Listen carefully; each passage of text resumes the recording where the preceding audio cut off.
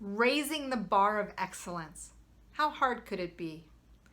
I've had people come up to me on a number of occasions and say, you know what, Debra, I think your bar is too high for me to reach. That saddens me. Not the fact that my bar is too hard for someone else to reach. I have to remind them that that bar is not for them to compare their lives to mine. It's for them to look at your own lives and raise their own bar. Hi, I'm Debra Kasowski, 3-time best-selling author, speaker, executive coach, and host of the Millionaire Woman Show. Today, I want to talk to you about raising your bar of excellence. I want you to really think about your life, and are you giving it your best? Are you challenging yourself to be better than yesterday? Or have you hit a plateau and maybe sat in your comfort zone for a little bit too long? One of the things that I want to talk to you about is how do you challenge yourself to move to a next level, to become more of the person you have meant to be. What I do know for sure is people are often afraid of living to their full potential because they're afraid of the failures, they're afraid of uncertainty, they're even afraid of success because it might change what they currently have going on. And here's the thing, you can adjust that course. You're the driver of that course. So why not even test it? Dip your toe into the water. Challenge yourself to step out of that comfort zone and see what's possible for you. My bar is my bar. I've set a standard for myself to achieve because I can see that I can be better, do better, and maybe even have better. And with having better, I can also give more, I can be more, I can learn more, and I can earn more. There's so many possibilities. And I know one thing for sure, we're not meant to be stagnant. We're always in motion. We're always having progress. So wherever you are right now, knowing that you are progressing into the person that you need to be and grow into. I read a phenomenal book here I want to share with you called The War of Art by Steven Pressfield. He also has a book called Turning Pro. And one of the things that he really focuses on is when we're needing to grow, when we're having these opportunities and we hit resistance. And resistance is an indicator of what you're meant to do. Resistance often shows up as fear, that you're afraid to move forward with something. You're afraid to be that person you need to be and show up as, because for the fear of what other people might say, other people might think, maybe even criticizing yourself. So I want you to really think about, what does it mean to raise your bar? In Steven Pressfield's book, he talks about what amateurs do differently than professionals. And not professionals in the sense of lawyers, doctors, nurses, but to be pro at something, to be an elite versus someone who's amateur. See, an amateur person just dabbles here and there. It's kind of a hobby.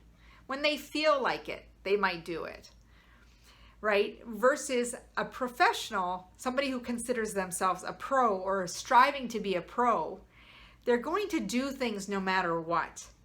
They know that they have to dedicate themselves to a craft, not an art, but a craft of honing and getting better and being a better version of themselves every single day. A pro knows that they need to put in the work and they need to eliminate distraction. A pro knows that there's sacrifices involved. You need to spend more time working on something versus maybe being out on a golf course or enjoying a number of other things. That there will be a time when you'll still get to enjoy those things, but for the immediate time, your time, tension, and a focus needs to be on your craft. So I really want you to think about when it comes to your craft. Are you a professional or you're an amateur? The other thing is, and I think it's very powerful when we think about an amateur versus a professional is going to learn from mistakes. An amateur might just give up and say, you know what, that was the wrong path. And using fear to help challenge you and move you forward versus distracting you from moving ahead. Because professionals do things differently. They put in the work. They're not willing to put in extra time. And I don't know about you, but when I get lost in what I love doing, it's lost, right? You lose track of time and you're getting things done and you're in the zone. And professionals know that you need to put in extra hours to get what you want. It's not going to be like, oh, it's an overnight success and woo, let's celebrate just off the moment, right? Amateurs put in the work when they feel like it. They stay only for the amount of time that it takes. And they see things differently. Professionals also do what they do for money. They accept remuneration. An amateur will say, you know, that's all right. I don't need to get paid for it. They do it for fun. And not that a professional doesn't do what they do for fun because they love what they do, but they're happy to make a living off doing that and should be respected for that because they take time to hone their craft, be the best at what they do. They didn't just show up being the best. They've worked at it, they've crafted it, they've put in different sacred principles into becoming the best that they can be. And they're not going to back down from really getting to be the best. And when you're thinking about being the best, it takes practice. It takes repetition. It takes mastering your habits and skill sets so that you can really show up.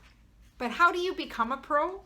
How do you move from amateur to pro? Simple. It all starts with a decision to show up as your best and be the person you see yourself to be.